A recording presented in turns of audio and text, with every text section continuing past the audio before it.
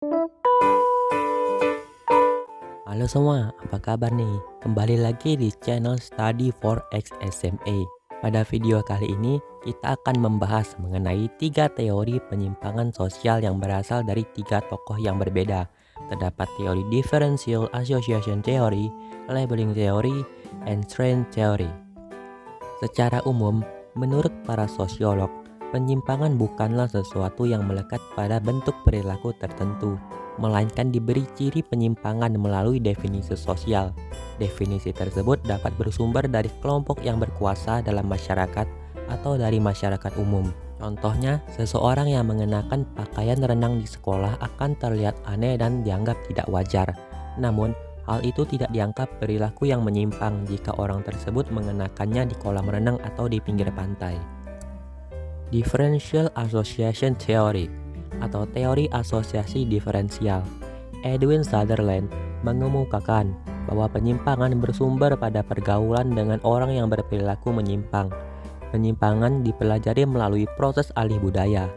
Melalui proses belajar ini, seseorang mempelajari suatu budaya yang menyimpang. Contohnya, seorang siswa yang terlibat tawuran karena berteman dengan siswa yang gemar berkelahi. Maka dari itu, bertemanlah dengan orang yang baik ya guys. Selanjutnya, labeling theory atau teori pelabelan. Edwin M. Lamert menyatakan bahwa seseorang menjadi penyimpang karena proses labelisasi. Labelisasi yaitu pemberikan julukan atau cap oleh masyarakat terhadap orang tersebut. Proses ini bisa membuat seseorang yang tadinya tidak memiliki kebiasaan menyimpang menjadi terbiasa untuk berbuat menyimpang. Menurut Lamert, penyimpangan dapat dibedakan menjadi dua, yaitu 1. Penyimpangan primer yang merupakan perilaku menyimpang yang masih dapat diterima secara sosial. Contohnya adalah seorang siswa yang terlambat masuk sekolah karena ban sepedanya bocor. Yang kedua ada penyimpangan sekunder yang merupakan penyimpangan yang tidak dapat ditolerir oleh masyarakat karena dilakukan berulang-ulang dan terus-menerus. Akibatnya seluruh masyarakat akan memberi label negatif karena orang tersebut sebagai penyimpang.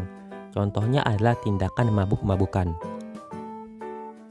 Dan yang terakhir ada strain theory atau teori anomi. Robert K. Merton melihat perilaku menyimpang dari sudut pandang yang lebih luas, yaitu dari sudut struktur sosial. Menurut Merton, struktur sosial tidak hanya menghasilkan keteraturan sosial, tetapi juga perilaku menyimpang. Struktur sosial menghasilkan pelanggaran terhadap aturan sosial dan menekan orang tertentu ke arah penyimpangan. Contoh dari tindakan manusia yang termasuk ke dalam teori anomi yaitu 1.